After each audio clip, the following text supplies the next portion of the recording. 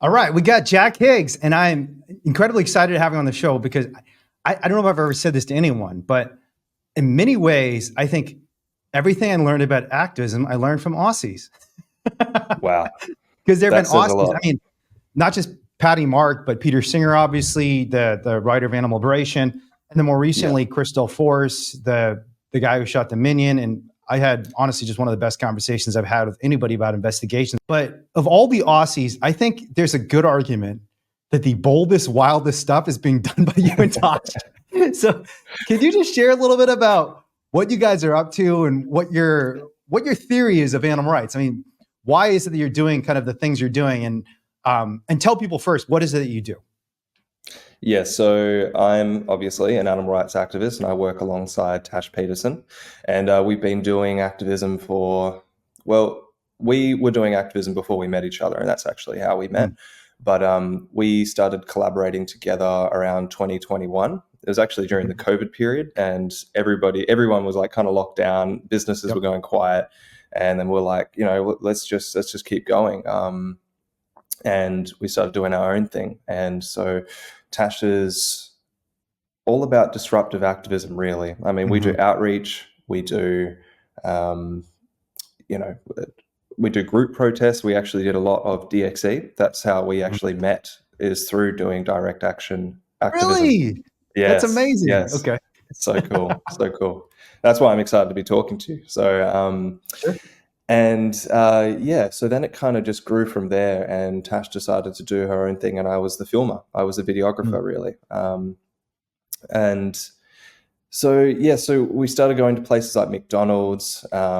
We did a few in Woolworths and Coles, which are our mainstream grocery stores here, and they just started taking off. I mean, I think Tash is a natural at it. Like, yeah, she is. It just comes to her. Like, I personally struggle with doing a disruptive protest myself, so that's why I was always the videographer.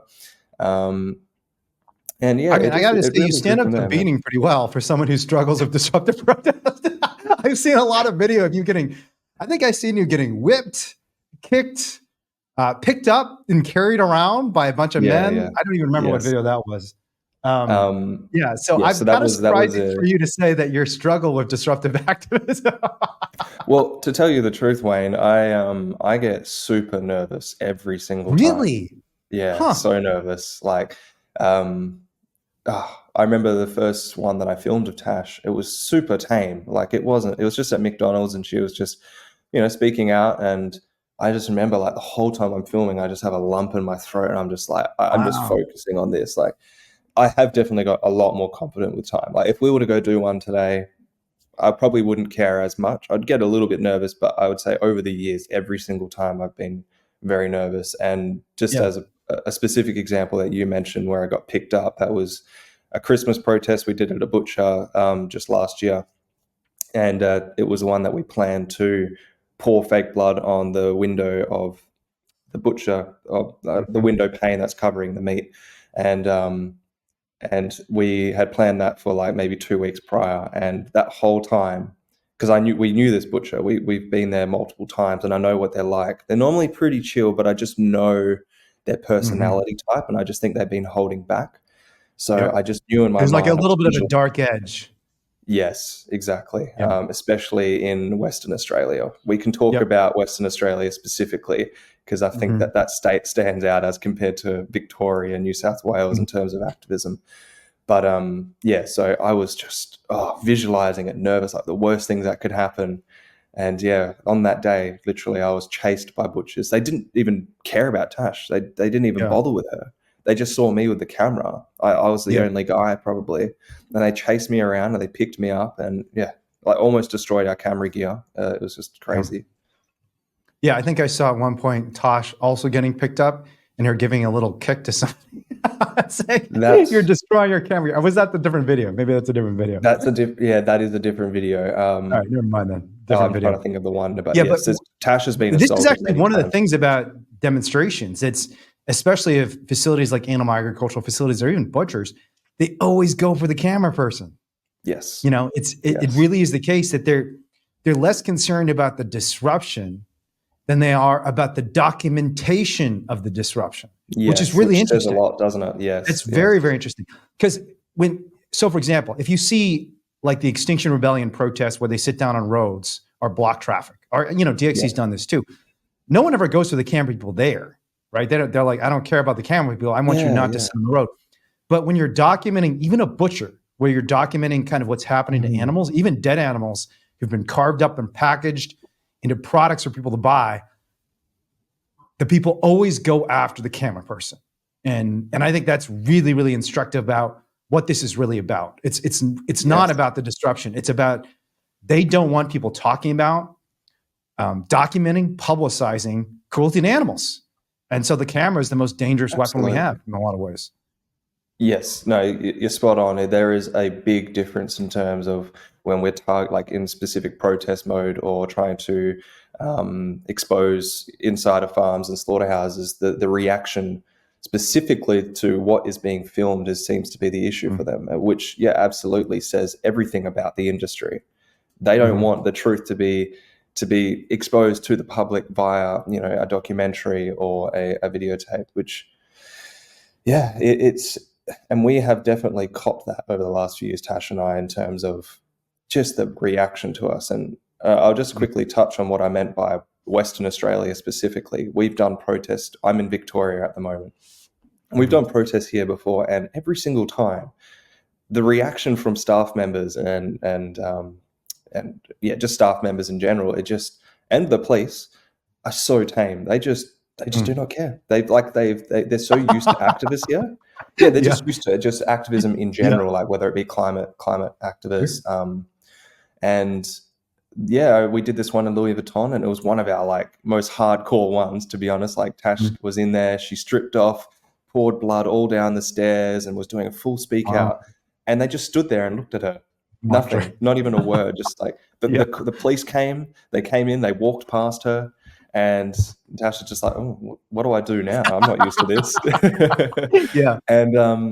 Because that was here in Melbourne. And if we had done that in Perth, which we've done similar stuff, the reaction's always wild. It's never going to be tame. Like the police are always super biased with their move on orders. They just like hand them out like just constantly. Like here, they don't. I don't think it's the same kind of law.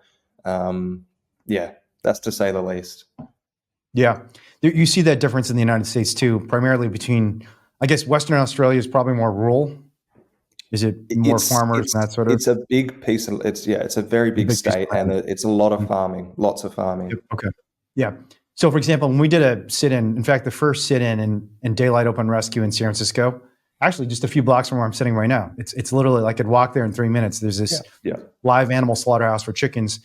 And a bunch of us just walked in there and started taking chickens out. I mean, some of them were in deplorable condition. You're seeing chickens with these huge eyesores, chickens that can't walk, chickens that don't even look like they're alive until you poke them and you realize, oh my God, this living being has been in this crate for who knows how long, maybe 72 hours without any food and water, slowly being trampled to death or starving to death.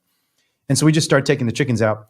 And we've got like hundreds of people there. And I kid you not, I think it was 2 cops who came. And the entire time we were there, the cops were just like nicely asking us, hey, do you think you guys could leave? And I was like, I'm not leaving until you arrest me. I was like, but we really don't want to arrest you. Please, can you leave? And it was just hours of negotiating because I was like, man, how long do I have to stay here before they're going to arrest me? And it took so long for them to finally arrest me.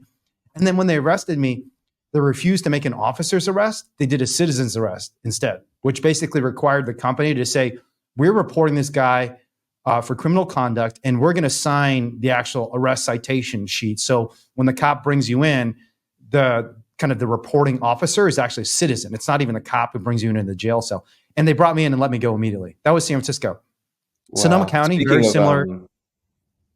Sorry, you can continue. I was just going to say Sonoma County, almost exactly identical scenario. I mean, there were more people went inside to take hens out, and it was a much larger facility. It was a big factory farm, but instead of 2 cops, it's like dozens and dozens of cops in riot gear. Like in some of these actions, I'm pretty sure they've had grenade launchers and like riot shields. It's like they're ready to go to war and just literally physically beat the crap out of all the activists. And obviously, dozens of activists arrested, felony charges, and I was in jail recently for an action. In San Francisco, we can't even get criminal charges filed against us, much less the trial. So Wow. you're right. What a difference, There's right? such a big difference. And I think, Yeah. honestly, I don't think it's not just the rural urban divide, and it's not just kind of we're more used to activists and not used to activists. I think a big part of it is just the fact that the animal rights movement has not done as much education in rural areas. They're just literally Yeah, a that lot makes of sense. people in rural areas. And I know this because we've actually won trials in rural areas that were really surprising. Because Okay. even in rural areas, I bet this is true of Perth too. Even in rural areas, most people in rural areas in the countryside don't actually see the inside of factory farms. They might drive by them, but it's not like Yes. everybody's raising chickens because these farms have gotten so big and the corporations are so massive. The average person who lives in Perth or Sonoma County, California, actually isn't involved directly in the industry. They might be indirectly Yes. involved. They might work at a restaurant or an office or something like that. But they're even in rural areas, they're not in the factory farms themselves. And there isn't as nearly as much vegan education in rural areas because it's typically in Yes. big cities like Melbourne and San Francisco. This is where all That's the a great vegans are. point. I mean, That's a you great can't point. even find vegan restaurants out there. Like the only vegan option you're going to find is like lettuce in the grocery store. And Oh, it's horrible. so I actually think in rural areas, we can win people over, a lot of them. So, and I bet the same is true in Western Australia. It's just a lot of people literally don't know. They haven't watched Dominion. They don't know about Earthlings. They don't know Yeah. about Ignorant. Look, what I will say is that whenever we've gone to, the whipping story comes to mind. That was in a real rural town. Tell the story. You got to tell the story. It's pretty Yes, wild. yes, yeah, I got it. And I also want to touch base on the one where I was picked up and talk about how the police handled that. So there's Actually, two can I things. just interject? It's not a non-human animal that's whipped. It was Jack who was whipped. So that's why I'm Yeah, laughing. yeah. Not that I should laugh Well, at Jack getting whipped either, but I'll laugh a I'll little. give the details because it wasn't exactly me. It wasn't exactly. I was Yeah. almost whipped, but Okay. So we were just finishing up our holiday in a beach town, 8 hours south of Perth, and there was this business, and they're called the Belt Shed, and they sell all leather animal skin products. And we were heading home after our 2-week holiday camping just on a beautiful beach, and we're like, all right, they're here. They're a portable business, so they were just stopping in that town for a little bit, and we're like, okay, look, we have to take this opportunity on the way out of the beach town, going back home for like a full day drive. So we're like, all right, let's do this protest. We weren't feeling it. How do We you were know so about them? Did you relaxed just see after a them holiday. randomly? Sorry, what's that? Did you just see them randomly, or how did you know about this company? It was publicized on social media. We had been following them a little bit just to see where they were. So yeah, it was just the right timing. Even though we weren't feeling it, we were just been chilling on the beach for 2 weeks. We weren't feeling like protesting, and I knew, and I always have a pretty good sense of the type of reaction we're going to get from a business. I don't know what it is, but sometimes you just get a feeling about the type of people you're going to protest, and I've got it a few times. I have so many stories to tell you, Wayne, but yeah. So we head to this place, and Tash was So going where does to. that feeling come from? Just out of curiosity, what are you seeing that makes you think, all right, these guys are going to lash out and bring out a whip and start slashing us? Tash is rarely the one to notice these things. It's always me. I'm sure she will be able to tell you when you speak to her, but I'm always the one to sense it out. I don't know. It's just like an intuition. I've always been really good at reading people, and I can see it from like I would probably just tell this story first, and then maybe I can talk about other things that I've seen about to happen. It does happen. Yeah. But so we arrived at this place. It was going to be pretty chill. Tash was just going to film it, and she was just doing a live stream, and she was just like talking about what she's seeing, all the animal skin products. By your standards, it's a really tame protest. She's just like holding a sign next to it was nothing. store. We hadn't even started protesting. It's not, you're not pouring blood, you're not disrupting anything. It's just holding a sign. Exactly. And then they noticed her. It's literally because they knew who she was. We're literally 8 hours out of Perth, and she's so well known that that they just recognized her face, right? And she hadn't even started speaking out yet. She was just talking to her phone on a live stream, right? But they sensed it, and she had her sign under her arm, so I don't know if it was even visible. And then he comes out, and I can't remember the exact details, but it's all on video. And yeah, he has this. I didn't even notice what he was holding, right? I just thought he was holding something that he was selling to a customer, and he just came out to say a few words. And then he unravels the whip, like a 5 meter long whip, And then I still hadn't processed what was going on behind the camera, and Tash is standing there. And then, yeah, he just literally goes all out, whips as hard as he can, just missing Tash. I thought he got Tash. I was like, holy fuck. Like, Shit. and he just missed her. He did like a few whips, and even she hadn't processed what just happened. It was so loud too. It was the loudest whip. And then and also just weird as hell. Oh, so weird. So weird. I don't think this guy was mentally healthy. I think there was something off with him. But I said something to him, and I said, I can't remember my words, like leave her alone or something like that. And then he just looks at me and he just storms at me and he chases me through a car park, right? There's cars going and everything. And cars had to stop. And he just started, chasing me. And then Tash somehow ran up and got between me and him. That's how ballsy Tash is. And then he just kind of backed off. Oh, I think she was saying, you're on camera, you're on a live stream, you're on a live stream. And then he just decided to back off. Had he not been, if he weren't being filmed, I wonder what he would have actually done. So that's the power of having a camera at all times. You got to just let people know that this is evidence. But that was intense. And we hadn't even started protesting yet. So that really goes to show what people are like when they know who you are and they know what you represent. They just have this inherent, I really want to understand this because it's happened so many times to us. I want to understand the psychology of it. I mean, maybe you have some ideas of it, but it just blows my mind how people react to this kind of stuff. So that was a super intense experience. And I sensed it. Did you continue the demonstration after that? I mean, I'm trying to remember what happens at the end of the video. Yeah. So the guy brings out the whip, he starts slashing people, and the police arrive. Yeah. The police arrive. What did they say? And they did absolutely nothing. This guy's trying to whip us. Oh man, it sounds like something from the Middle Ages. Oh, it's bizarre because the police, again, just like always, they did essentially nothing about it. And this was what will take me on to the butcher protest I was talking about earlier and how the police handle it. But in this situation, he arrived and he was asking us what happened, and he was pretty much just saying, like, we are the ones that caused this to happen. Like, you are harassing this business, blah, blah, blah. And we're like, we hadn't even done anything, and it's all on footage. I'll show you the evidence of him literally going to whip us. And he's like, oh, fine, look, I'll have a look. Just like he didn't really want to, but I had the evidence on camera and he watched it. And he said, oh, okay, look, all right, I'll go have a word to him about this. I can't remember his words, but he'll just have a word to him, maybe give him a little slap on the wrist for it.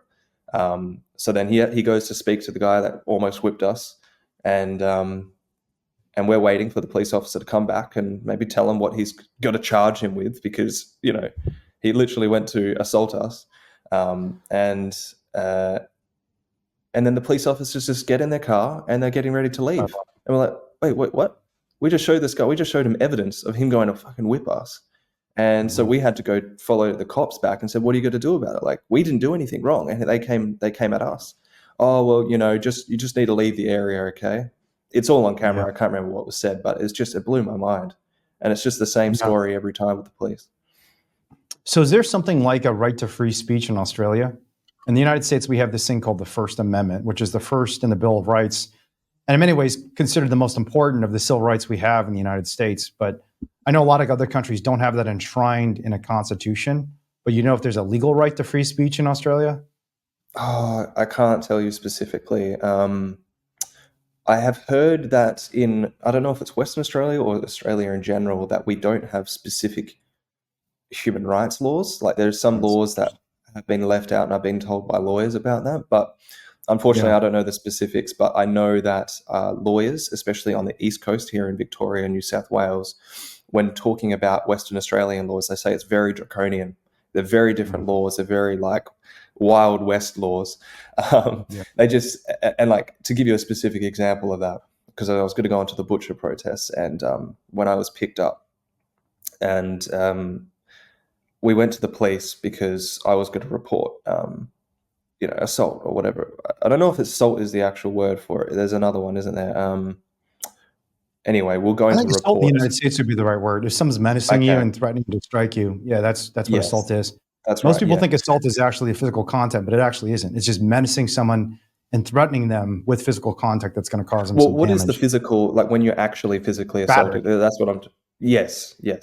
Battery So we is were the going to term. report Yeah, it's battery, yes. We were going to report that to the police after this butcher protest when I was picked up, chased, they damaged my gear, and all for just me filming.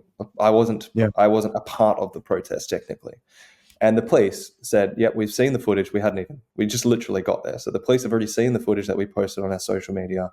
And they said, "Look, what they were doing was performing a citizen's arrest on you. They had every right to do what they did to you." And I was just Wow. I was just shocked. I was just like, what? Yeah. Are you serious? A citizen's arrest because I was filming. They had a right to pick me up, and I was literally Yeah. suffocating. I remember, I couldn't breathe for a Mhm. while because this guy was big. Picked me up off the Yeah. floor, all my weight into my ribs, and a few other things happened there. And yeah, and then just to hear that, no, they had every right to do that. And the police officer told me if I was there, I would have charged you with criminal damage, just like Tash was. I said, me? And he said, well, because you're an accomplice. I was like, are you serious? Like just for being a videographer, you get, Yeah. just the way that they come down on us is just crazy here. And then, but they said, oh, the other thing that I got battery, I was going to charge battery for, well, I wanted to charge for was a butcher. At the very beginning of the protest, and people can see this in the video. We had just got there, and I'm literally just filming Tash.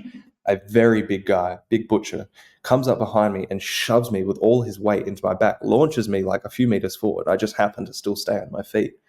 And the cop, when he did watch that back, he said, okay, that's an interesting one. I'm going to look into that, and I'm going to see what we can do about that. I get an email like a week later saying, essentially just a big thing saying, they had every right to do what they did. They were practicing within the law, and they had a right to remove you and perform a citizen's arrest on you. And I was just like, that just really sums up how the police treat us here. Yeah. Now, it's similar in the United States. We do have a First Amendment, which gives every citizen and every person in the United States the right to free speech in this country. But the way it's interpreted by cops is often completely absurd and not consistent with even the case law. Because in the United States, there's this concept called the heckler's veto. I don't know if you've ever heard of this. No, I haven't. So the idea behind the heckler's veto under First Amendment law is that if there's some disruption that's caused by a heckler, so if you're engaging in protected free speech, you're holding a sign, you're giving a speak out, you're on a public sidewalk or some other public or even quasi-public, in some cases even private space where speech has been allowed and the public has been invited, you're allowed to speak and no one's allowed to punish you for it. But say someone comes and assaults you or pushes you around and it causes this big disruption and the cops got called.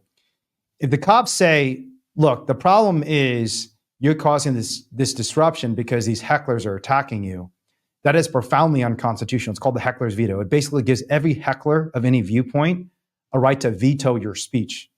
And that effectively undermines the freedom of speech. If every time you try to say something, someone can just heckle you and the cops shut the entire thing down because they say it's too disruptive. And this has come out in the context of basically, this is very controversial in the United States, but a lot of activists in the United States try to deplatform some speaker on the right and the left. This has happened on both sides. And a lot of times universities will just say, we have to cancel the entire event. We're going to shut down the entire event because there's going to be too much disruption. There's going to be riots on the streets. And the Supreme Court and many federal courts in the United States have repeatedly held that is an illegitimate action. You cannot say just because there's going to be a big riot or because the police are going to overreact or someone else is going to overreact and attack you, you do not have the right to free speech. Because if we believe in free speech, we believe in free speech, especially when there's a heckler who's trying to stop you from speaking.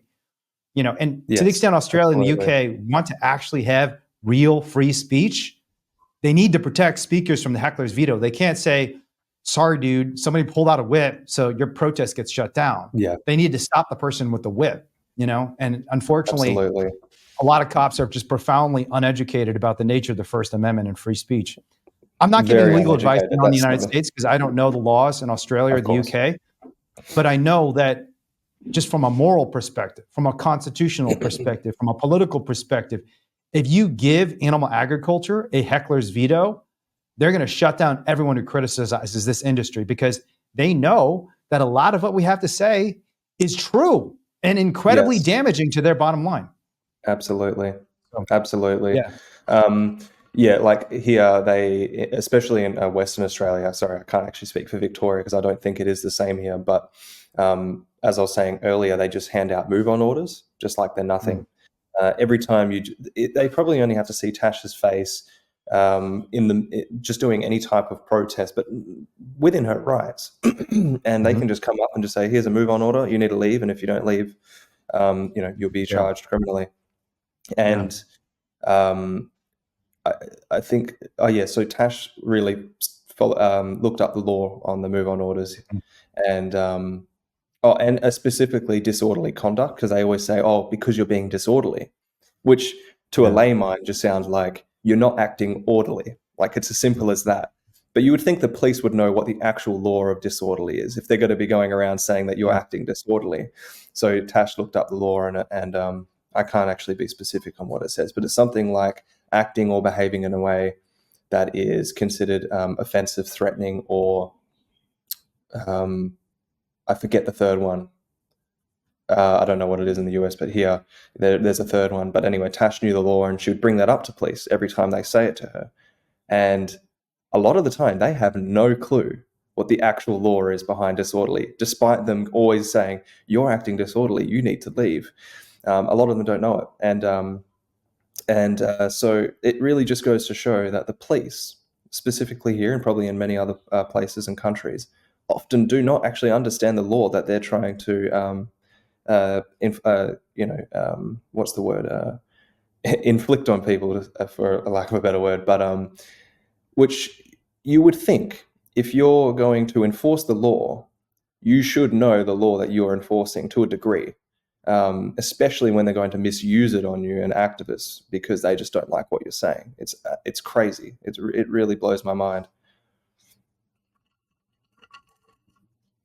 Oh, you're muted. I'm actually looking up sorry, I muted myself for a second because I was typing, because I was looking at this disorderly conduct law. According to Google AI, which you probably shouldn't trust because it's AI, but sometimes it's reasonable. I actually think this is probably right.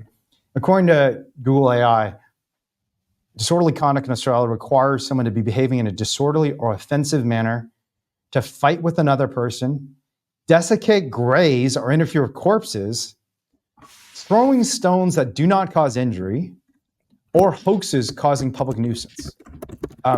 In the United States, it varies by state. Every state has different laws, but one of the most mind-blowing cases that I was involved in, kind of indirectly, was when I went to trial in Smithfield, or in southern Utah, relating to this huge investigation, open rescue we did at a factory farm in southern Utah. It was owned by Smithfield Foods. My buddy Curtis went out to a public park and was just leafleting about the case, and he got charged of disorderly conduct. And he was incredibly polite, respectful. And every one of the witnesses at his trial said, "Oh yeah, it was really friendly." Honestly, I didn't even see it as an argument. I remember the mayor of the city of Beaver testified at his court case for the prosecution, for the government, in trying to convict this guy, Curtis. And the mayor says, "Oh yeah, I didn't even honestly see it as an argument. It was a friendly conversation." And they still convicted him of disorderly conduct, which requires in Utah violent, tumultuous, or threatening behavior, none of which Curtis did. And he still ended up getting not just cited and charged, but even convicted. I remember that. It shows you how broken this entire system is. I mean, if there's anything that will make you lose trust in law enforcement and the criminal justice system, and I've seen this with activists of all stripes. It's not just animal rights activists, climate activists, racial justice activists, even right-wing activists. I mean, one of the interesting things about what's happening with Donald Trump right now in the United States is a lot of people on the right, because so many people have gotten arrested and Trump himself got convicted too. But on January 6th, you have all these hundreds of people, maybe thousands of people have been charged with crimes. And I'm not saying what those people did was the right thing. I thought what they did was pretty stupid. And I don't agree with Trump on a lot of things. But I do think a lot of them are seeing how broken the criminal justice system is, how hard it is to fight the US government or the Australian government. And the same is true of the animals. When you have these big, powerful corporations and big, powerful systems like governments going after marginalized communities, relatively powerless sentient beings like animals, or even ordinary citizens, it's a hard fight. It is a hard fight to go up against the government. And I know you all had some trials. I think you can't talk about your most recent trial, right? Yeah, we had a civil trial recently that's been 3 years in the making. It was something that happened 3 years ago. People probably might already know about it, but it's pathetic. Okay. I can't talk about the details, but it blows your mind. And the type of money you're up for in a civil case is unbelievable. Hundreds of thousands of dollars. It's just, and we've got another one happening in probably a few years' time That's Yeah. just Tash specifically in a few years. That was to do with the fire restaurant protest that we I know did that with that protest. Yeah. chef called This is John the Mountain. restaurant that banned vegans. Yes, which is a whole other story I'd love to talk about with you, because that was probably one of the most intense protests we have ever done. Yeah. And yeah, so Tash is likely going to be sued for that one as well. So that's got to be probably in a few years' time, because as you know, they take years before you actually get to the courtroom. But yeah, we've been going through one. I want to be respectful about your lawyer's suggestions to you, although I might disagree with him. And I told you I want to have a private conversation with you later, because I think oftentimes traditional defense lawyers, whether civil or criminal, have the mindset that we all have to kind of button up and silence ourselves. And that's just very different from what activists need to do, in my view. But I definitely don't want you to violate your understanding of your lawyer on a podcast with me before you get a chance to talk to them. But to the extent you can, without violating kind of your instructions from your lawyer, can you just share how you're feeling about that case? Are you feeling okay? Has it been destructive to you? I guess the only thing I can't emotionally? really talk about, the only thing I can't really talk about, which you would probably argue maybe I could, and I would also try to argue that I should to as well. I'm just going with it for now. But For sure. I just probably couldn't talk about the specific video as if that, because that's the defamatory The facts video. of that video in that case. Yeah, that's right. So And for the reason, there is some reasoning that lawyers give this advice. They're concerned that if you say anything that contradicts what you say in court or what you said in court, or even if you contradict what happens in a video, it can be used to determine in a courtroom is called impeachment. It can be used to impeach your credibility.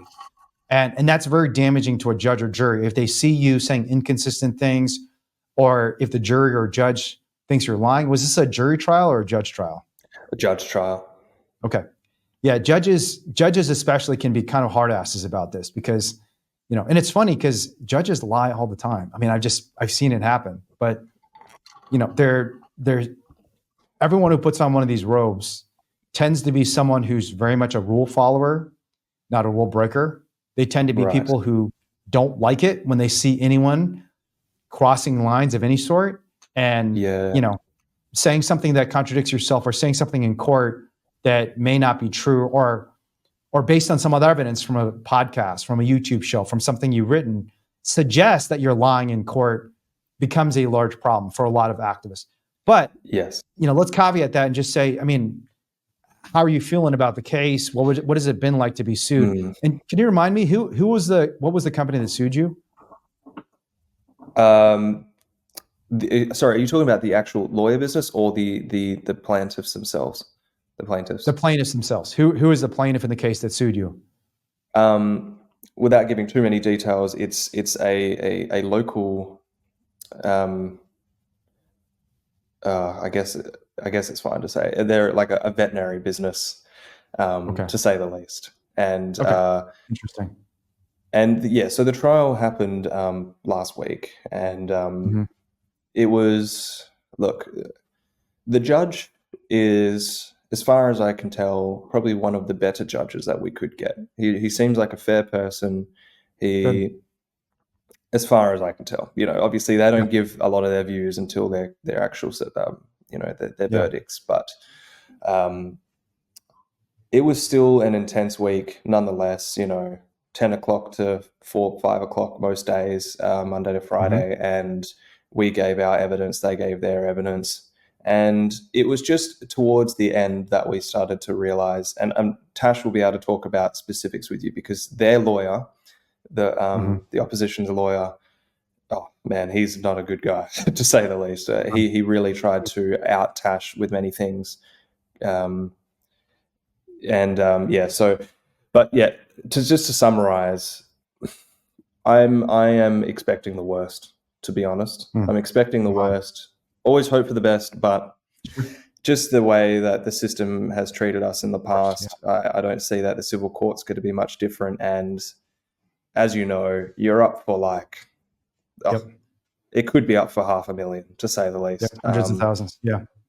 But yeah, look, I We can't, had, unfortunately, I want to get into it, but I can't say much yep, more. no, let's not.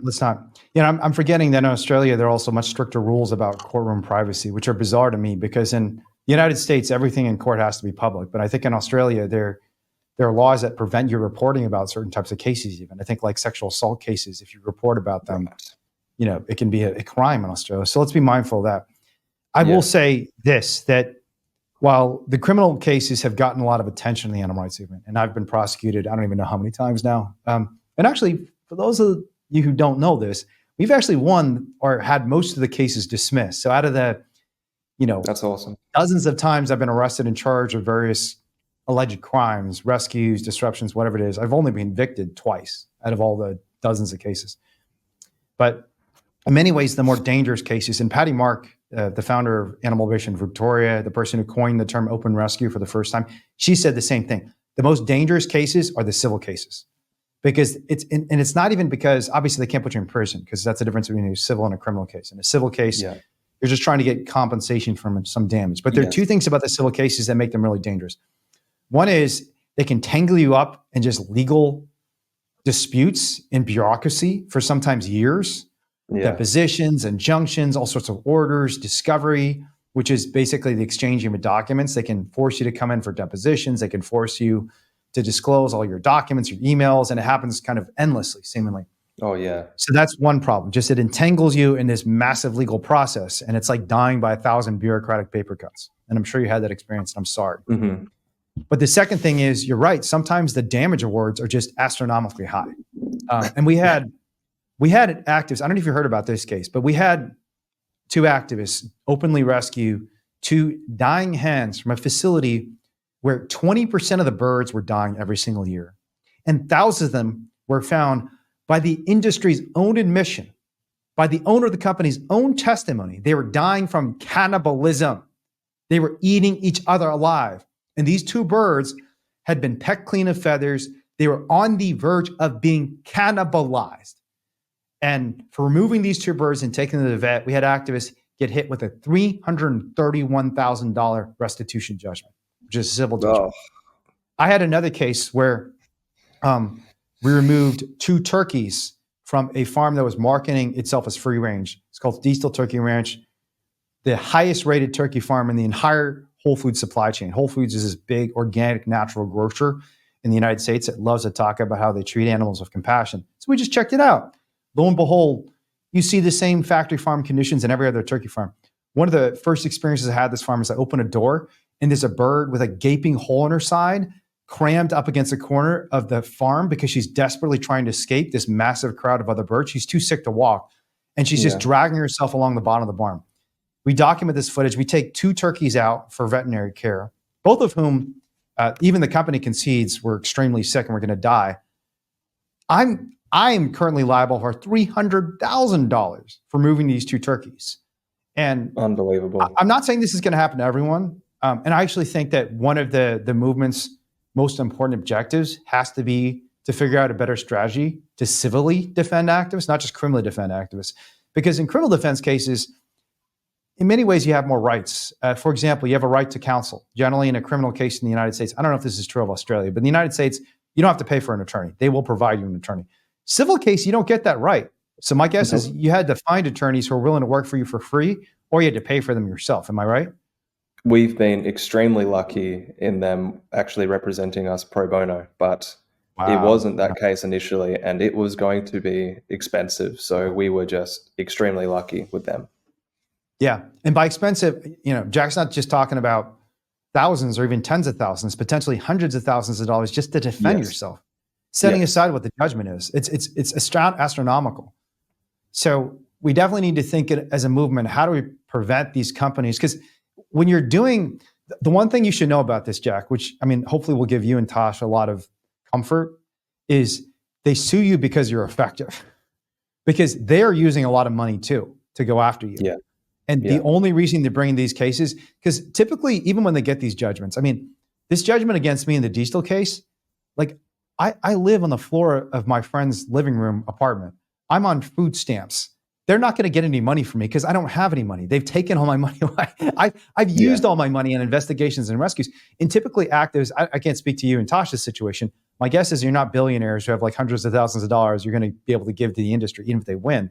And a lot of activists, like Patty Mark, one of the most bold moves she used to make back in the 90s when she was doing open rescues, in some cases getting sued, was she would just say, I'm not going to pay, because I'm not going to concede the lawfulness of this proceeding and the lawfulness of this lawsuit. So you can criminally charge me, you can sue me, I won't pay. You're going to have to throw me in jail. And they throw her in jail for a day or two, and then they usually release her. Because, Patty's like such a sweet grandma. How can you hold Patty Mark in jail? Yeah, she's amazing. So, but just devising better strategies to respond to this civil litigation is so important. And I think so too. Look, all love in the world to you and Tash. I'm so sorry you had to go through this. Just know that they sued you because you're helping the animals, because they realize that what you're doing is effective. Oh, I appreciate and I hearing hope that makes you feel a little better. Yeah, it does. One of the reasons I know about your activism. Yeah, go on. I was just going to say, I think there's a little delay. One of the reasons I know about your activism is because it's effective, and you're attracting so much attention to the cause of animals and the plight of animals. And I know these companies understand how dangerous it is. But yeah, let's talk about the fire protest. If you can, maybe you can't talk about that either if you're about to get sued. Well, I can. I'm not being sued, thank God. All right, so tell us what happened at this restaurant, the restaurant that famously banned vegans. Yes, so this happened, when was this? It would almost be a year ago now, literally almost a year ago. And it came out in the media, which somehow went international, about this chef getting a bad review from a vegan because he couldn't cater to this vegan, of which he promised he would. And somehow this just got mainstream media news. Tash was interviewed about it because the woman that actually left the review didn't want to do an interview with the media, so they went to Tash next. And so we did an interview on that and everything. And look, we just saw this is just a massive opportunity here. He's the one that's brought all this attention to himself. So why not protest? Why not grab all this attention and run with it? And so we went there and we did a protest. It would have been literally a week after all the media came out on him. And it was intense, to say the least. And I knew it was going to be. I remember being nervous about this one too, just because of who he was, the personality type that he was. And he had said in the media at some point in an interview that if activists, and I'm pretty sure he was talking about Tash specifically, he said, if activists come here, just be ready to call an ambulance after I'm done with them, or something like that. Something like that, along those lines. So I had that in my mind too. I was just like, I have no idea what's going to happen here. And so yeah, we got there, and there was a group that decided to come along, and it was the first time we'd had a group protest in quite a long time. So that was good to see. And yeah, the video speaks for itself for those who have seen it.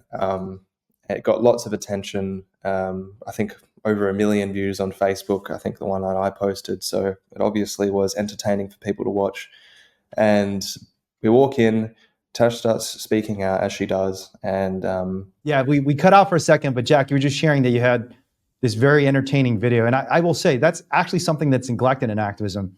Your activism has to be fun and entertaining if you actually want to capture attention. That's right. You get 1 million views exactly on Facebook. Right. So tell us about, you post this video on Facebook, it gets 1 million views. Yes. And I was just saying that Tash, in the video, it speaks for itself. Tash walks into the restaurant. She starts speaking out as she does.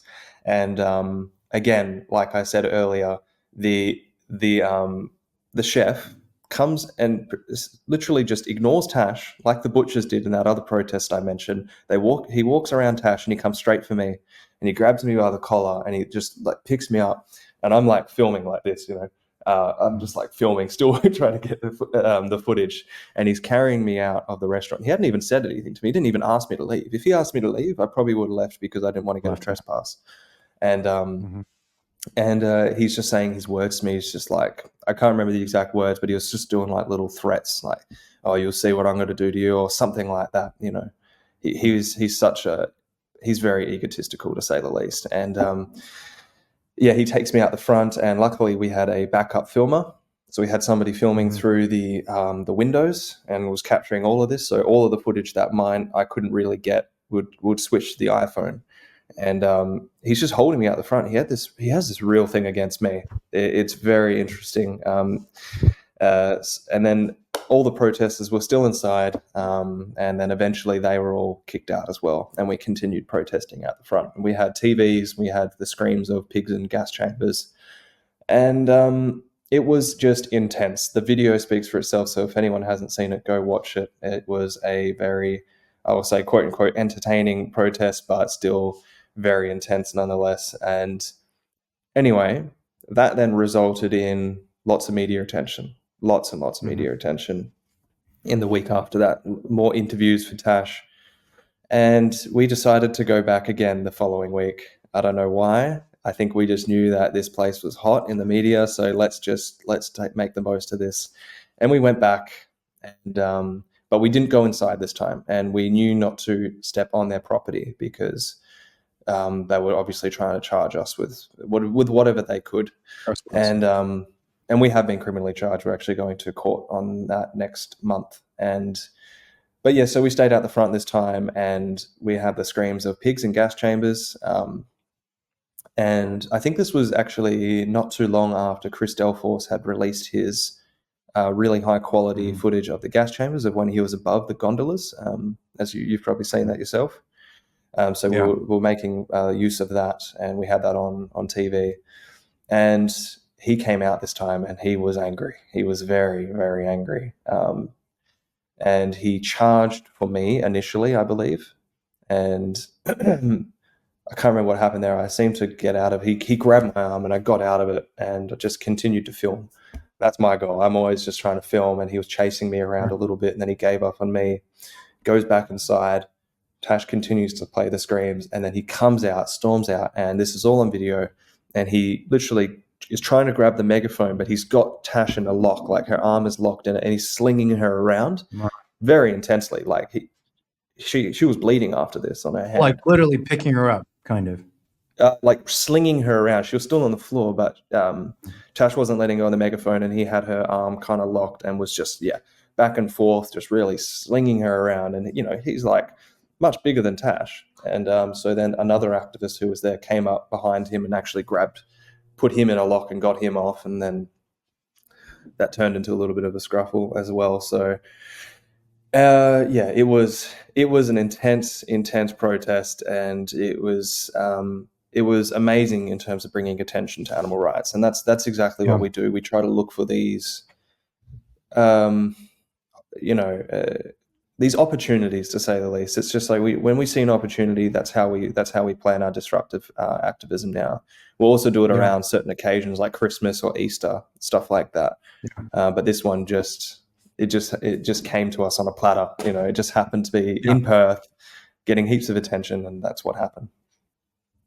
Yeah, there's this concept in the social psychology of virality called trigger moments. And it's also a concept in sociology that when you see some moment that is just triggering massive amounts of public attention, that intersects with the cause they're trying to bring to public attention and is already attracting an enormous amount of engagement and publicity and conversations, you've kind of inject yourself into that space. And one of the groups that does just an amazing job of this in the United Kingdom is Animal Rising, where they're always finding these cultural moments, these things that are, for whatever reason, blowing up already in the media, and they inject the animal rights message into it. And I think that's important work.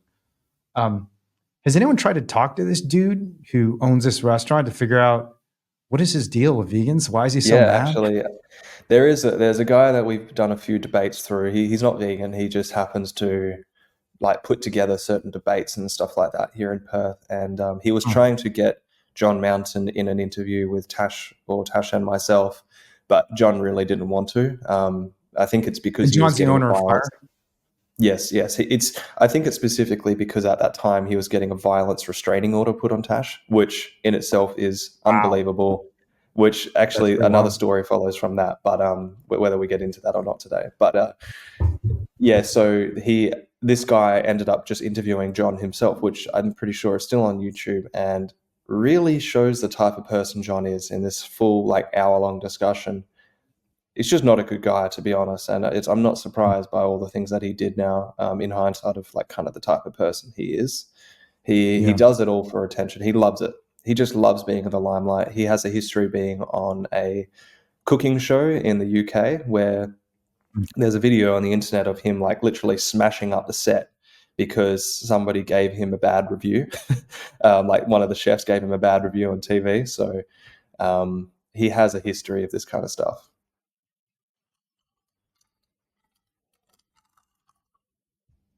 Sorry, I was just Googling this dude, John Mountain, to see if I can figure anything out about him, his mentality. I definitely want to watch that interview. That sounds fascinating.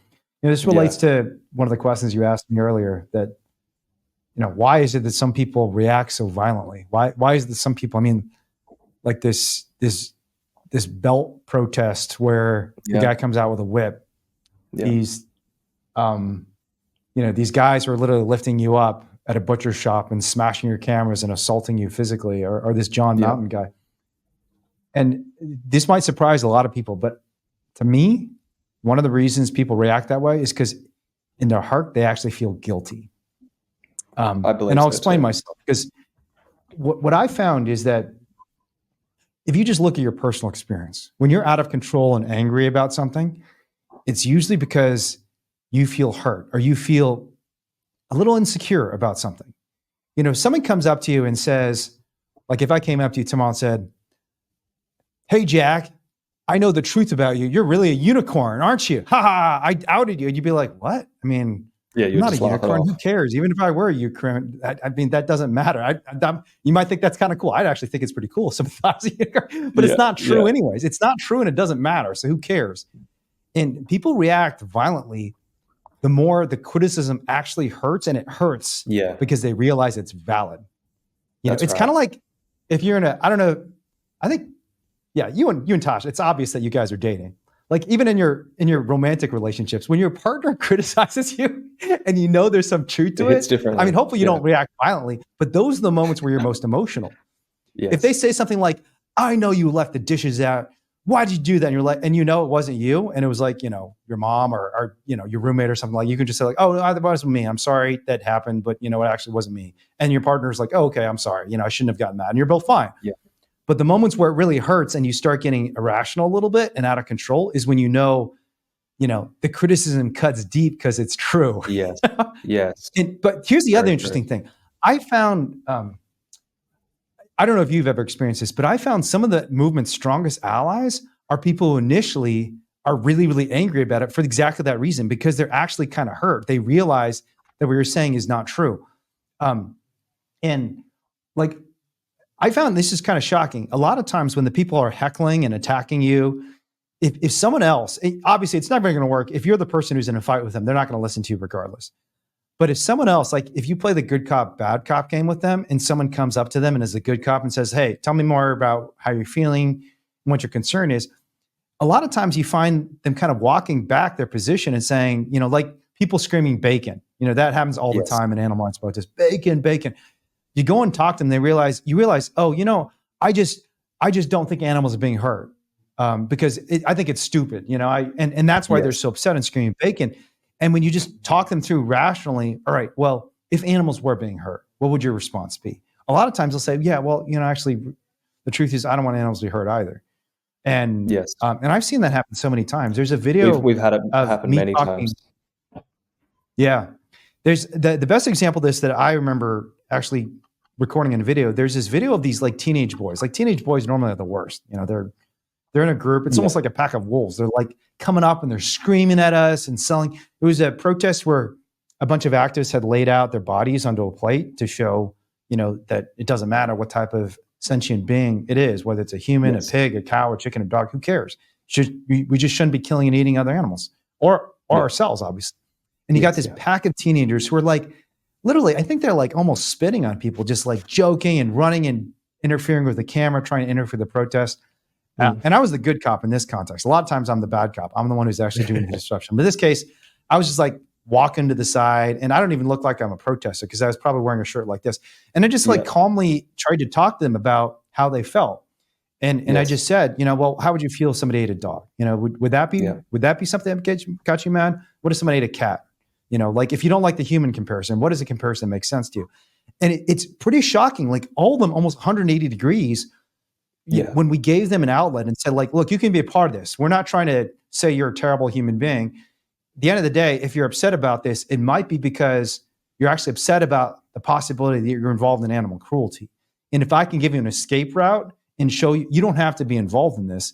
Maybe someone like John Mountain is just really, maybe he's going home at night every night and like crying himself to sleep because he realizes how bad his business is. I mean, I don't think that's actually true. I think there are also just legit sociopaths who don't give a damn about anybody, and maybe he's one of those. Maybe. But I think there's a lot of people who are legitimately reacting that way violently because they feel guilty and they don't know how to process their own emotions.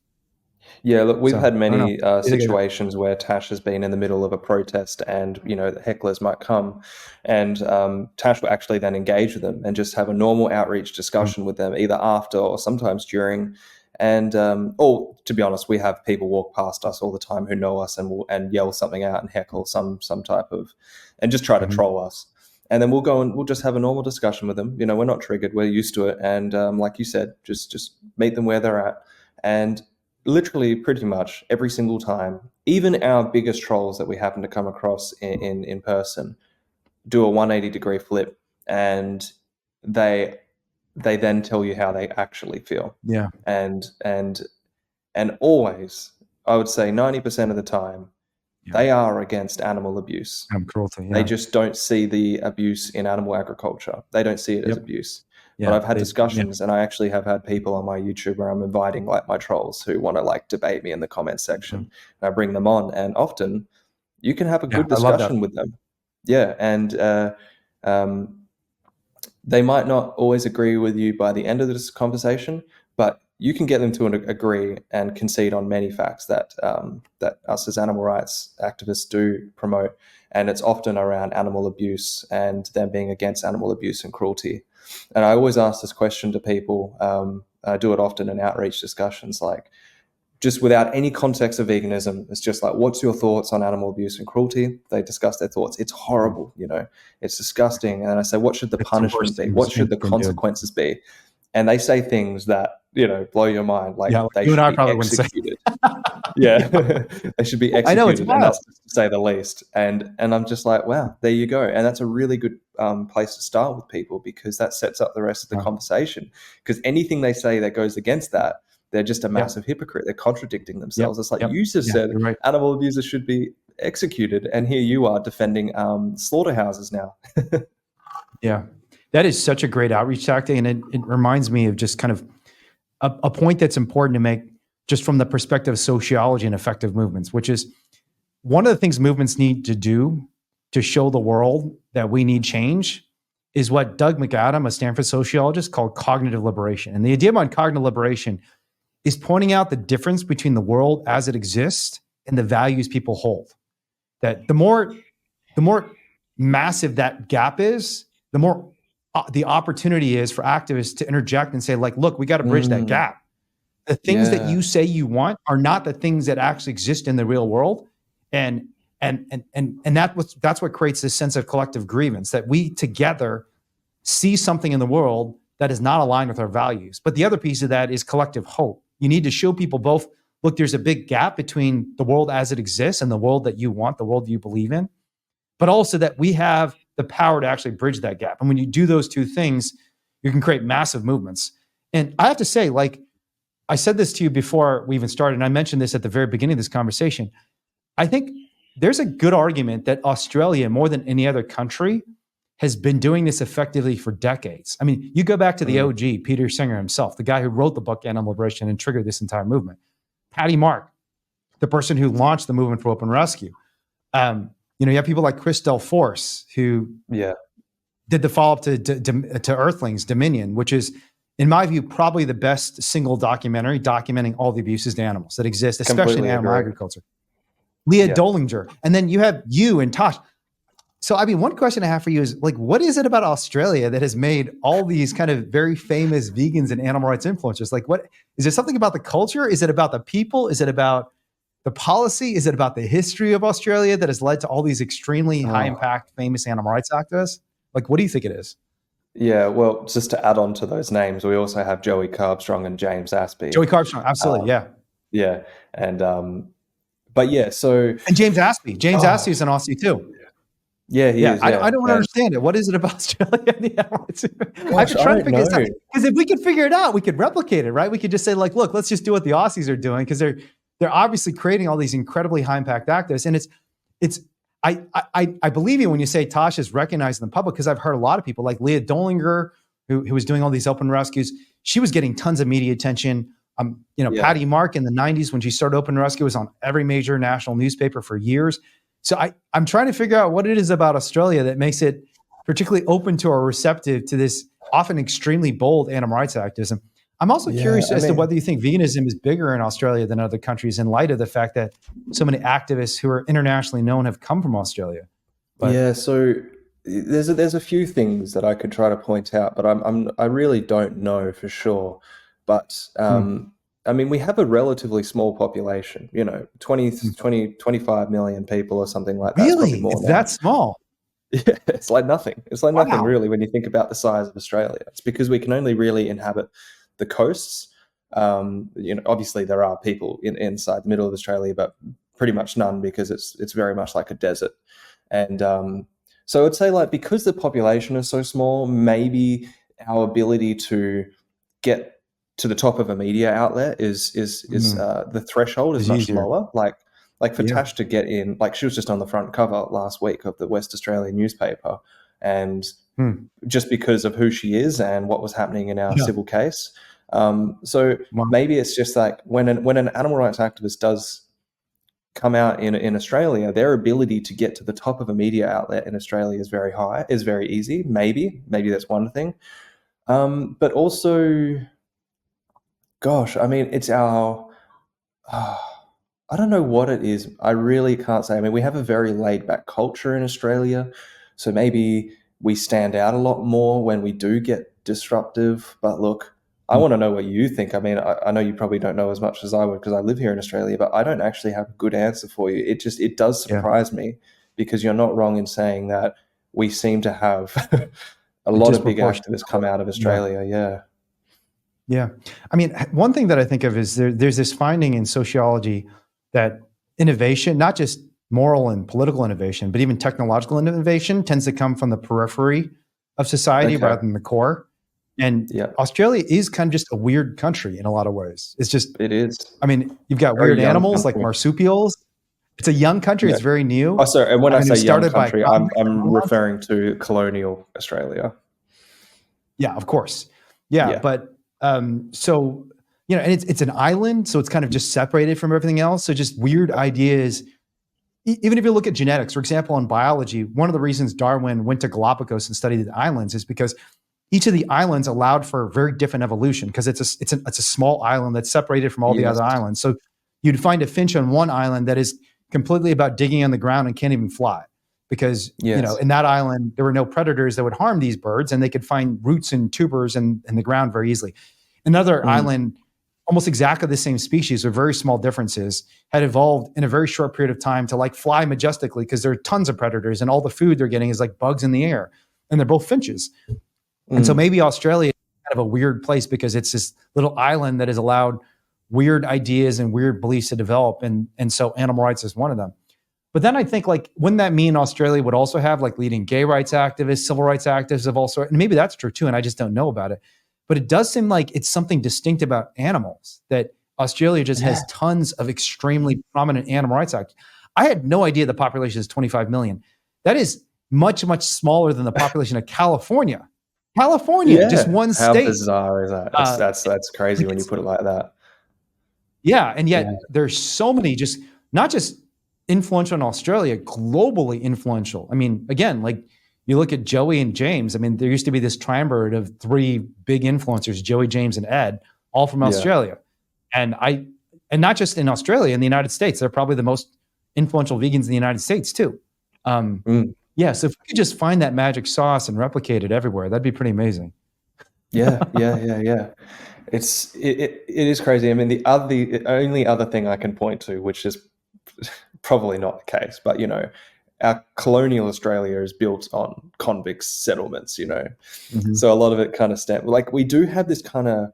I don't know what it's like in the US. but yeah, we do have this kind of like outlaw culture. Like it's, That's awesome. you know, there's, the famous Ned Kelly, who was literally just a criminal, to say the least. But a lot of people do kind of, I mean, I don't know the full story behind him, but I think he was kind of a bit of a rebel too. And he seems to just have a lot of like cultural status here in Australia. Do you know Ned Kelly? Have you heard of him? Oh, never heard of him. He's the guy that he wears this like Ned metal mask. He kind of looks like a, I don't know what you would describe him as, but he was a gunslinger essentially. I mean, to be honest, I don't know a lot about him. But yeah, we do have this kind of like convict history. Not that most people sent to Australia were actual criminals. They probably stole a loaf of bread in the UK and were sent here on a boat. But, that's just this other thing. It's just kind of like we have a very unique history, Australia. And as I said, colonial Australia is very young.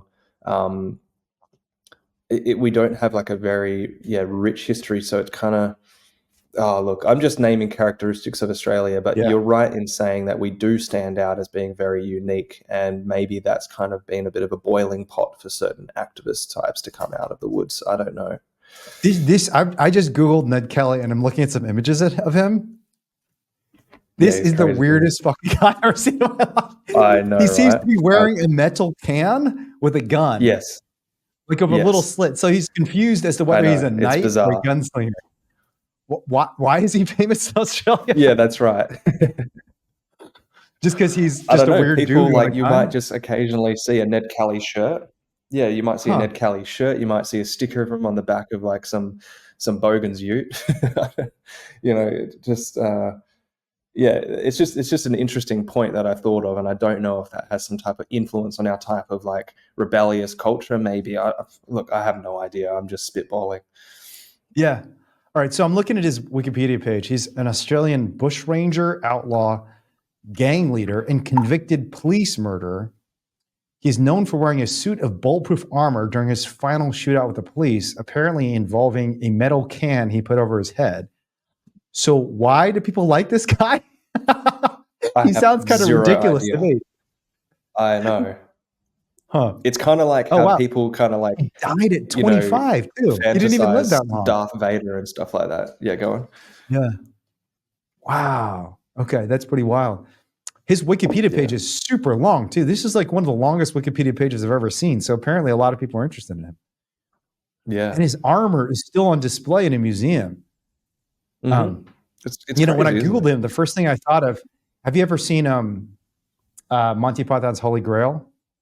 Yes, yeah. He looks a lot like the Black Knight, the knight that gets all the limbs cut off. Yeah. He's like wailing around. He's like waving around with his torso, trying to continue to fight King Arthur. He kind of looks like the knight. No, you're right. Actually, that does remind me. I just watched that recently. Because his visor is so thin, he can't even see. I mean, he went into a gunfight with, because it's not an exaggeration that his helmet is just like a big metal can he put over his head. Literally. I mean, first of all, that's not going to actually protect yourself. I guess back then they probably didn't have as effective guns, but nowadays, I mean, you need pretty specialized armor to actually defend yourself from a gunshot. But secondly, the slit for his eyes is so thin. Like, I'm sure his point of view, I mean, his ability to actually see what's going on outside of his armor is basically nil. I mean, he can't see anything. Yes. Yeah, so Heath Ledger actually was in a movie called Ned Kelly. Heath Ledger and Orlando Bloom. So it was an Australian movie. Oh, you know what? The other thing that's interesting is there's a lot of really good Australian actors too, like really, really famous Australian actors. Yeah, too. like Hugh Jackman. What's his name? Chris Hemsworth. Heaps. Naomi Watts. There's so many, to be honest, that seem to make it big in the US. Yeah, it might be related to just this kind of this outlaw culture that you're allowed to be different. And, I definitely think that if you compare like the United States and China, right? China is a much more conservative culture where people breaking the rules. I remember this is kind of ridiculous, but I was like a huge rule follower and dork when I was growing up. Like I did, if any authority figure told me to do something, I'd not only do it, I'd try and do it 10 times beyond what they want me to do. So they said like jump twice. If my teacher told me to jump twice, I jumped like 10 times just to show, yes, I'm very obedient. And I remember like all the parents in the Chinese community in Indianapolis when I was growing up, there's this term in Chinese called guai, and that just means very well behaved. And when my parents told them, Wayne's having problems at school. He doesn't have any friends and he's really unpopular. And they're all confused because they were like, but he's so obedient. Like, don't all the kids love him? He's such a rule follower. He must be the most popular kid in school. And, it's not a joke. That literally is the most popular kids in Chinese schools in China are like the rule followers. They're the kids who dress up really conservatively and they never break any of the rules and they're not brave and they just follow the rules. That's interesting. And China obviously has not much activism and definitely not as much animal rights activism. Although there are badass animal rights activists everywhere. I mean, there are activists in China who literally smash the trucks that are carrying dogs to slaughter and just grab the dogs and run. So there are badasses everywhere. But the culture really does influence your willingness to be bold. And I bet that's a part of it, Australia. So actually, you can't answer the question for Australia. Can you answer the question for yourself? I mean, you've talked about how you yourself, your heart starts beating, you get anxious before disruptions. Like, what do you think it was for you that led you to be drawn to this activism? Oh, I wonder about that all the time, actually, because I was a rule follower to a degree as well. Like I never really got in trouble in primary school or high school. I didn't ever want to get in trouble, but I've always had this rebellious side in me. I've always wanted to. Like I hated that I was actually, because I would say that I've had social anxiety, and I think that was a lot of what stopped me. But even though I wanted to speak out, I wanted to be, and I'm not saying this in some egotistical way, but I wanted to be in the spotlight at high school or primary school. I enjoyed it despite also having social anxiety. So it's this double-edged sword for me. And so in terms of the activism, I think what happened was, as I saw Tash doing what she was doing, seeing just absolutely, getting the attention, running and gunning with it. And I saw her on the newspaper. And this is actually what got me in contact with Tash. I was sitting at a cafe and I saw her on the newspaper running across the football stadium, which was a DXE action, the Right to Rescue. And, remember that, yeah, I saw that photo and I just thought, wow, I was just inspired by that. And I reached out to her, and we had already been in contact, but this is when I really first actually wanting to be a part of what she is doing, because I think subconsciously I saw the rebel in her and I saw the confidence she had, and I was just like, I just want to be a part of that. If I can just get in on that, and that's where it really just grew. And every single time she was the one that was coming up with the disruptive ideas, and all I had to do was just say yes. And I was a part of that. And I think that was just like me acting out that almost like fantasy I always had of actually being the rebel despite not having the confidence to do it. So just that's just how it happened. And then what happens is with time, you just get better at it. You get more confident at it, and it becomes a skill of yours. Like I get nervous every time, but you get skilled at being able to push through the anxiety and just do it. Just do it every time. And that would be my advice to activists, because most people don't have the confidence to do a protest. Like not many people would willingly just go and disrupt a restaurant. But all I could say is that you get better at it. You get better at pushing through those nerves and speaking up for animals. And another point that I can make is that, and I'm sure you know this too, is that you always just have to think of what the victims are going through. Imagine yourself in the animal's position, and it's just like whatever nerves and anxiety you have, it does not compare to what the animals are going through. So that's also a massive motivator in the back of my mind all the time. Yeah, a good friend who's a huge supporter of our work, before I went on trial for the first time and faced, potentially quite significant sentences, which I'm with you 100% that if you incrementally expose yourself to scary situations, it become a lot less scary. You start losing the anxiety because you're just familiar with it. But I had never faced a felony trial or even a criminal trial at all, especially when I was the defendant. I've been a lawyer and I argued cases for people, but I hadn't been in the crosshairs myself. And I don't know if I was nervous, because I've definitely faced a lot of wild situations and crazy situations in my life, so I don't get as nervous, but I was definitely concerned and just worried about my family, about my dog, about whether I'd be able to deliver the message the animal rights movement needed. And the best advice I got before that trial was from a friend who said, just every day, just look at the image of the animal you rescued before this trial, and everything's going to become easy. And it worked every day. And I did this at every trial. I mean, Jeremy, who's the producer of this YouTube show, he was with me in the Sonoma County trial, and I'll tell you that every day I had in my desktop background on my laptop that I was working on court, a picture of one of the chickens we saved who made it out alive because of the work we did. And you remember that purpose, it makes everything so much easier. Absolutely. But the other thing that you said that really, really is important to remember, because I think a big part of the lesson is just go do it. When you're scared, just go do it, and it becomes less scary. But the other thing to note about that is oftentimes success and impact just comes from exactly that, just being bold and doing things that other people aren't willing to do. Because we live in a world where so many people are just stuck on their couches watching Netflix, scrolling on social media. I'm not saying social media doesn't have a role. I mean, both of us are obviously on social media. Social media is a huge part of effective activism. Yeah. The audience that engages, comments, shares is a huge part of effective activism. But at the end of the day, if we really want to change the world, we have to get out there in the real world. We can't just be on social media. And part of the power of Tash, I mean, there's a lot of things about you and Tash that are really powerful. You're good storytellers. She's beautiful. She does all these things right. She's a good communicator. But frankly, I don't have a lot of those things. I'm certainly not beautiful, right? And I think you are. I'm not. Thank you. But there's a lot of things I don't have. You know, I'm like a geeky Chinese guy. I'm not cool at all. But I've had a lot of success too. And a huge part of that is just a willingness to be bold. That's it.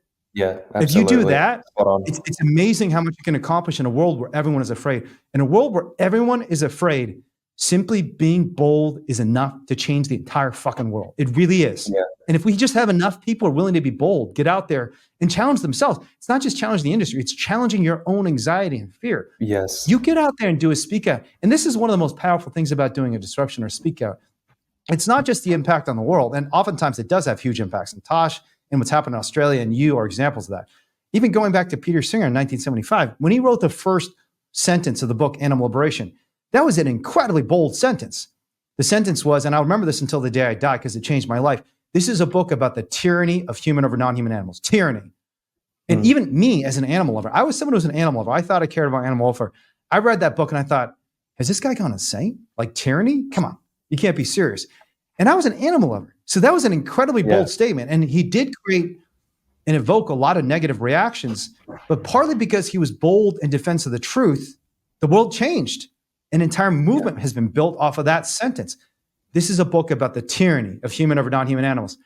And I think so much of what people need to change is, I mean, you could spend so much time, and I think it's not a bad thing to look at data and edit videos and, you know, try and figure out best practices and make the right thumbnail and all these things that a lot of influencers are doing. I'm sure you and Tash are doing these things and thinking about how to make your message optimal and effective. But at the end of the day, the most important lesson is just to be bold. Just speak your truth. And if you do that, and a lot of us do that, the world will change, you know? Yes. So I'm really, really glad. Add on to that.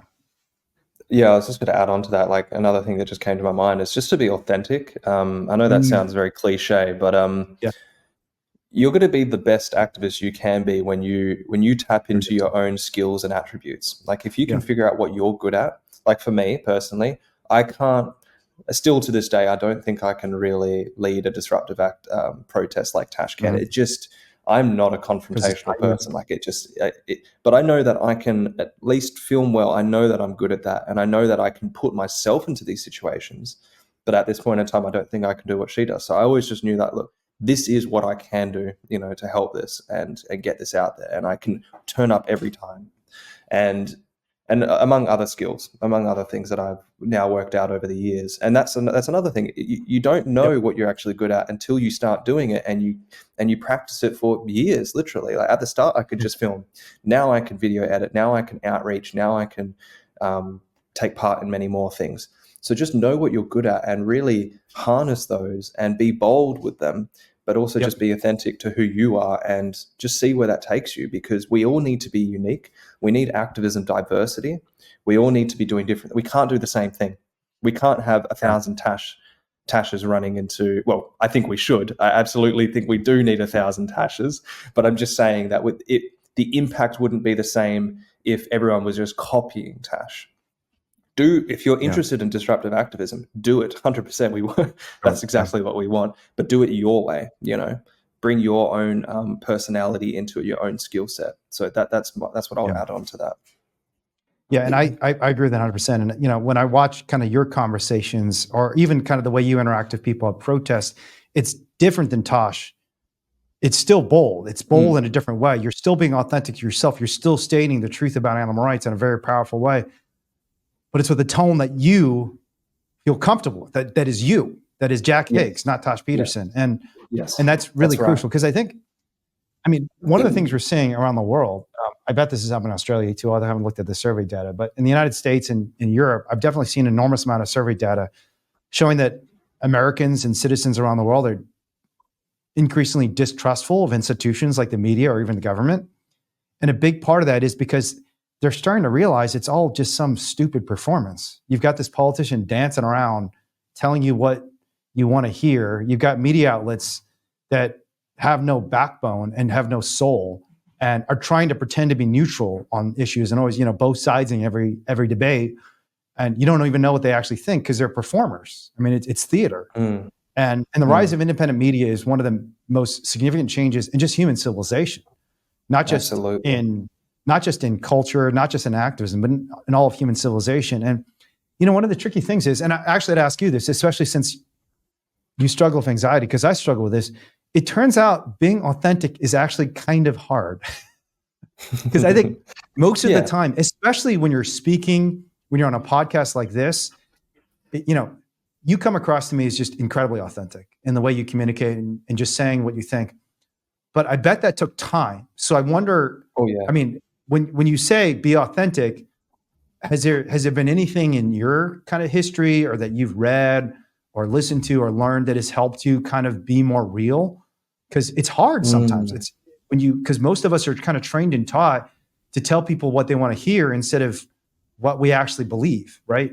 Yes, absolutely. I can't pinpoint something in particular, but I would say before I actually started doing activism, I'm not religious, but I was very interested in Buddhism, and I've read a lot of Buddhist teachings, books, and a lot about mindfulness, meditation, and I think that really influenced my style when I first was getting into activism, in the sense that I always just tried to stay centered myself. Like I just knew that, a big teaching generally in Buddhism is that, the self comes first and you need to be that rock in the storm almost. And that's exactly what I was in, the situations I was in when I was doing these protests with Tash. It felt like a storm and my anxiety felt like a storm. But you can just center yourself, be that rock, the water off a duck's back kind of thing. You just need to, the more you can practice being authentic through things. Well, look, your question was about how have I practiced authenticity. It's a hard thing to say because authenticity is kind of like a symptom of your practices daily. Like, how much time do you spend on yourself? How much time do you practice? Look, it's a hard question, Wayne, but like, I think for me, it's something that I've always been interested. I'm a bit of an introvert as well, so it also takes I think a big thing, and now this is more of just a technical thing. Like filming yourself, looking at yourself back, is actually one of the biggest things that you can do to just self-improve with any skill set, but specifically activism, outreach, protest. If we weren't filming them and we couldn't watch it back, we would have the ability to self-critique and say, oh, actually, I shouldn't say that. I don't want to say that. I'm going to say this next time. Or, it doesn't look like I'm being authentic there, just as an example. And you just keep improving over time. Like if I were to look back at my very first stuff, I could see that I was more nervous. I could see that I wasn't saying exactly what I wanted to. And it's because of that, you just get closer to who you are every single time you do it from that point. So if I were to say to someone, just like always self-critique, if you can, film yourself, record your voice, just do whatever you can. And it takes time. It just takes time. Like my first podcast with somebody, I would probably cringe watching it because I just knew I was very nervous. I was just thinking about what I was saying, and therefore you come off as a little bit, to me anyway, maybe other people don't see it, but I remember feeling like awkward. Now, because I've done this quite a few times, and the same would go for Tash, you just become yourself. You just do. So it takes time and practice. and just trying to be centered. I would recommend things like meditation, for example, if that's something you're interested in, because that's just an actual, it's like training. It's like going to the gym, but for your brain. You just become stronger within yourself as well. But there's some of the pointers I could say.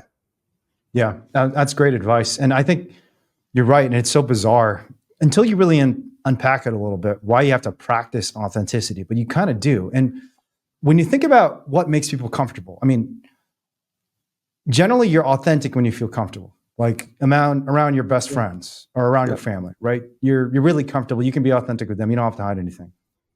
And a huge part of that is just familiarity. You kind of know these people, you know what to expect out of them. They know what to expect out of you. And so there's this authenticity and comfort that comes out of it. That's also why you tend to be closest with the people you're familiar with, right? You're not close to someone you met last week. I mean, no matter how much you seem compatible, and you might compare your resumes or something and say like, oh, wow, we should be friends. But it's still not going to be a real friendship until you've actually done the time of getting to know each other. And there's like some familiarity. And the same is true of experiences too. It's not just people you have to become familiar with. So even an argument, like you and I have probably had someone bring the lions though argument. What about lions? Like 1,000 times. And like, if you've practiced that 1,000 times, then you don't get nervous. You don't feel like, oh my God, what do I do? They brought the lions argument. What do I say now? There's lions that eat animals. What are we going to do? You and I can just say, dude, bro, you don't learn from lions because lions also eat their children. You have to go out and eat children just because lions eat children. My dog eats cat poop. That doesn't mean you have to. Just because animals do something doesn't mean they're wrong and bad, because they're not moral agents in the same way we are. And the same way, I'm not going to blame a 2-year-old child if he spills my milk, because the 2-year-old child wasn't intending to spill milk over me. And the same is true of non-human animals. They're sentient, but they don't have the same moral agents that we have. And a lion's in a very different environmental situation than you and I. And like, to me, that just comes out like water. I don't know how to think about it. Honestly, I didn't even know what I was going to say. I just started talking. It came out because I've done it so many times. But one of the weird things is it feels authentic and natural, and it comes out like water because it's familiar. Because I've literally had thousands of conversations where someone said, what about lions? Lions, though, Yes. And I think you're right. It's interesting. So there's this group called the Leadership Lab in Southern California. It's a famous gay rights organization, and they've been literally studied by scientists because they're so effective at persuading people. They're one of the most important organizations in the United States in driving people towards gay rights over the last 15 years. And they have an expertise in persuasion, this method called deep canvassing. And there's a lot of things you can learn from it. It's this guy named, Dave, what's his last name? I can't believe Dave's going to be very angry at me for not even remembering his last name, because I think he's my friend. He's not just a fellow activist. He's because he's taught me a lot, and I've gone to visit his group. The name will come to me at some point, but it's called the LA Leadership Lab. It's part of the Los Angeles LGBT Center, which is the largest gay rights organization in the United States. But there's a lot of tips you can learn from them. But one of the things they do with all their canvassers or activists who are going out there knocking on doors to try and convince people of gay rights or trans rights is they take video of their encounters and they ask the activists to watch the videos. And when you watch yourself in an interaction, first of all, you can realize, what are the things that are causing me to stumble? What are the things that feel very unfamiliar with me that I can just practice a few times? And sometimes it's not even an argument. Sometimes it's just like a weird situation. Like, someone is talking to me from a window and I'm confused. Like, oh, they're at the window. I'm at the door. What do I do? Do I leave? Do I come back? Do I go towards the window? Do I stay? And if you're anxious and you're not familiar with the situation, you can't be present. You can't be authentic because you're too worried about, am I doing the right thing? Or am I like, is my reputation good? Do they think I'm being an idiot because I'm standing here at the doorway and they're at the window and I should go towards the window? Or is that intrusive for me to walk in their line? So sometimes it's not even the conversation itself. It's like the context, and you don't realize it until you debrief and watch it. So I agree with you 100%. Like, live stream your stuff and document things, not just because you can get on social media and spread the awareness on social media, far beyond just the one or two people you're interacting with on the street, but partly because it helps you get better. When you watch this stuff. I remember I was so scared of even seeing a photo of myself. Like, I couldn't tolerate seeing a photo of myself and forcing myself, all right, I got to go look at photos and pick out the ones that are good for protest. It's just part of the craft of activism. You've got to go back and debrief and look at what happened and not just use it to continue creating change and continue the story of the animals and the animal rights movement, but partly because Like when you see a bunch of photos and you realize, oh man, in all these photos, I've got a booger hand in my nose. Maybe I need to blow my nose before I take a photo. You know, you learn like simple stuff like that will help you become better and make you feel more confident the next time you're in that situation. I will also say on the flip side of this is that for me, actually, whilst what we're talking about, you'll see what you're potentially, you could do better. For me, I was always very negative. To be honest, I've actually had a bit of a low self-esteem, especially when I was first starting outreach and stuff like that and filming myself. I just thought I wasn't good enough, and I really just didn't think I could do it. And then it wasn't until I started filming, and I didn't want to watch it back. I was like, oh, I did that terribly. I just can't watch it. I can't watch it. And then eventually I would watch it. It's often the ones that I thought I did bad in that I'm like, oh, wow, that was actually a really good conversation. I actually really enjoyed that. I did that really well. And what that does is it boosts your confidence. Like, so for people that maybe have the opposite, where they have low self-esteem, sometimes just watching yourself back, whilst you still will pick up on the things you could do better, you'll probably mostly see that it was actually a good conversation and you did well, like you did good. And next time you just feel more confident, you know what you can do again because you saw what you did well. And you also know, oh, that's small, there's a few small things I can just improve upon next time. I can do it differently. And then you're right, experience, consistency, and time is what actually I believe really creates, and self-critique is what creates an authentic activist. And for example, every time I go into an outreach conversation now, I have no idea what I'm actually going to say. I have no idea sometimes what my first question is. I'll literally, Tash will press play, and then I'll think, that's what I'll ask, because I've done it so many times. Whilst I actually do want to sometimes be a little bit more planned and prepared for certain conversation types if I have a particular question and conversation style I want to go down. But often, because you do it so many times, you don't even have to think about it. You just press play and you go. And that's the beauty of practice, and that's what I would recommend for any type of activist starting out. Yeah. All the best speeches I've given have been completely impromptu. Yeah, there you go. I barely even think about them beforehand. I mean, sometimes I'll have a couple thoughts. Like I gave a speech outside of the Capitol building in Wisconsin recently. And I wasn't planning to give a speech because I was planning to be on trial that weekend, but they dismissed the charges. And surprisingly, I was free. So I was like, all right, I'll go to a march and give a speech. And I gave what I thought was like a pretty good speech. And I'm pretty critical of myself too. But a large part of it was just that it was very free flowing and authentic because I wasn't practicing. You're practicing, but you're practicing the 20 years before you actually give the speech. And then when you give the speech, it just feels like, again, water flowing out of you like effortlessly. One incredibly interesting historical example of this is a lot of people around the world have heard of the Martin Luther King Jr. speech in Washington, D.C., I Have a Dream, where he says, I have a dream that the former slaveholders and former slaves will sit down on the table of brotherhood. I have a dream that little white kids and little black kids will walk to funland hand in hand. Just like this, he's painting this incredible portrait of racial justice and racial equality and even racial love, like racial camaraderie. And I don't know if you knew this, but that was not his planned speech. He actually had a written speech that he just threw away and decided to ad-lib. He just decided to go wild with it. Isn't that crazy? That's amazing. That is amazing. I didn't know that fact. Wow. No, yeah. You can even hear, or actually, I don't know if you hear this, but a lot of people were there at the speech. What happened was he had this very practiced speech that he had written out and that had been pre-approved by the organizers. And he could tell, and some of the people who've heard him speak before could also tell that it just wasn't connecting. It wasn't resonating because it didn't feel real. It didn't feel authentic. It wasn't powerful emotionally in the way that King had the ability to do. I mean, he had given speeches before that were really powerful. And so apparently a bunch of people started just yelling in the audience. They started screaming out, tell him about the dream, Martin. Tell him about the dream. And because they had heard him talk about this dream, a dream of a world where former slaveholders and former slaves sat down on the table of brotherhood together, that's a pretty wild dream. I mean, like someone who's a slave owner, someone who's holding slaves is going to sit down as a brother with someone who used to be his slave. And he looks around and says, you know what? Yeah, I'm throwing the speech away. I'm doing a new speech. And he just ad-libbed and gave a speech that probably is the most famous speech in American history for sure. And arguably the most famous speech in history, period. It might be like the most famous speech in history. And he completely did it. He just did it impromptu without even kind of much thought. Yes. So What I you're would right. add So on it's to this, powerful. yeah, another thing, just in terms of being able to improvise like that, and obviously having the practice and experience behind you, but another thing you can do is just to visualize and mentally create Hmm. what it is that you want to say, feel it. So Yeah. you have maybe you have a speech in a week, and look, maybe you do have a speech written out, or you have some points. What you can do is just live it, like really just, what is it that I'm feeling? What is it that I want to say? And imagine yourself speaking it, or if you're going into a protest, just what is it going to look like? Just Yeah. visualization has such a powerful impact on the outcome of what you're actually going to do.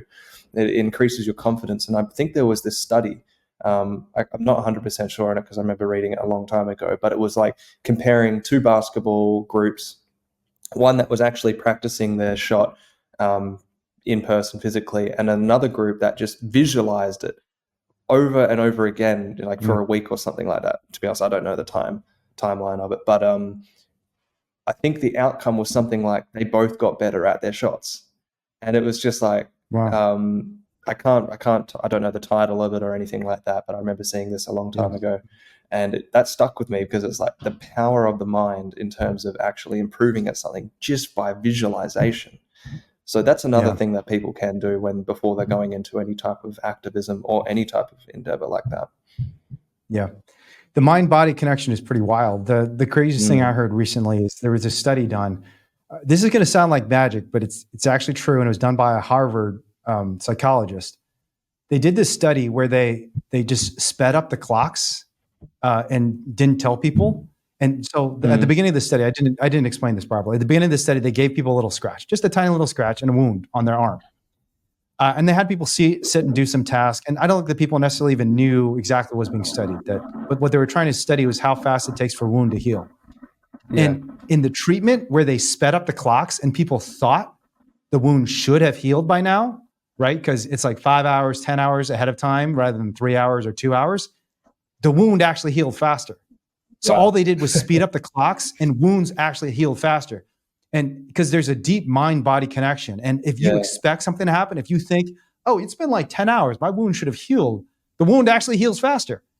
And that's even just amazing. very subconscious processes like your immune system, like, the scar tissue that forms around a wound. It's mind blowing. Yeah. Jeremy is asking how many people bled to death in that study. Thankfully, this is a study that was recently done. So there was what's called an IRB, an institutional review board. And I think it was just a little scratch. But I think the scholar's name, it's a Harvard psychologist named Ellen Langer, I think is her name. But she's one of the most, she actually coined, Ellen Langer is a professor of psychology at Harvard University. She's the one who coined the term. She came up with the concept, at least in American culture, of mindfulness. Now, mindfulness also is like an ancient Buddhist concept that goes back thousands of years. But she was the one who popularized it in American culture, mindfulness. And she did a lot of these studies showing the deep mind-body connection. All right, I got to go to the gym. Speaking of mind-body connection and health, it looks like you and Tosh work out, and I work out too. And I got to get to the gym today. So, but I do, and we've been going for an hour and 40 minutes, which has been great. I definitely want to talk to you again. And I love the work you're doing so much. So thank you. And Same to thank you you, both man. for Same to supporting you. me too. Like seriously, you don't know how much it means to someone who's going through what I've gone. Actually, maybe you do know what it means because you've gone through the same thing. So let me know what I can do in return. But in these criminal cases, you and Tosh have just been so amazing and supportive of me. And if I can return the favor, I mean, we never talked before, but you're already my brother because of what you're doing for the animals, because of the risk you and Tosh are taking. Yes. But closing question, is there anything that's giving you a lot of hope? What's giving you the most hope in the animal rights movement right now? For me, I would say seeing the community of activists, seeing the progression that we have made, even in just 5-10 years time in terms of the industry, like even just like the plant-based industry, seeing how normalized, because I see, plant-based foods, if that industry can grow, that's a really effective tool in just convincing people, like the convenience factor. But I would say just seeing the activism community grow, develop in such a short period of time, like really, I know it's been going on for a long time, but there's been this like exponential growth, I would say, in such a short period of time, and seeing the movement and trajectory that's happening, that gives me hope that 10 years time, 20, 30 years time, which is still a short period of time, I just think there is going to be massive, massive changes happening. So I really hold in my heart that we're going to see gigantic change happen within a short period of time, relatively speaking. And I think of the Erica Chenoweth percentage, the 3.5%. I keep that in my mind too, because, and I've heard what you've said in another interview, that we need to be convincing other vegans to become activists. Just as much, or if not even more so, than convincing other people to go vegan. I think we need to be doing both, but I just have a lot of hope in activism, and I have a lot of hope that the community will just get stronger and bigger in a short period of time. Yeah. It's a beautiful way to end. And you're completely right. 12 years ago, when we started Direct Action Aware, protests in the meat industry were unheard of, even though by far the most horrific violence against animals, both in scale and in severity, happens in factory farms and slaughterhouses. No one is even willing to protest factory farms and slaughterhouses. And now you got people like Tash and you making national headlines almost on a weekly basis, seemingly. That's true of all the different aspects of activism. It's not just one person. You're right. It's a community of activism that is transforming, becoming more powerful. So I think that's a beautiful way to end. Thank you, my brother, for the work you're doing. I'm sure we'll talk again, and let me know what I and others can do to help you in all these cases. Okay. No worries. Thank you, Wayne, man. And we appreciate everything you do. Honestly, you've inspired literally us to do what we do. So thank you. All right. Until next time. Oh, actually, let's stop before Jeremy's reminded me. Sorry. Where can we find you? Important question. Oh, you can find me on what's Instagram, your social media, YouTube. So Instagram, YouTube, TikTok, and it's Jack Higgs with 269 afterwards. Great. Fabulous. All right. Until next time, brother. Until next time. Thanks, Wayne. We don't have to hurt animals. You can protect them. We don't have to kill them. We can care for them. And that's who we're meant to be, right? That's who we are when we're at our best. We're caring for each other and for the other living beings of this earth and not hurting them.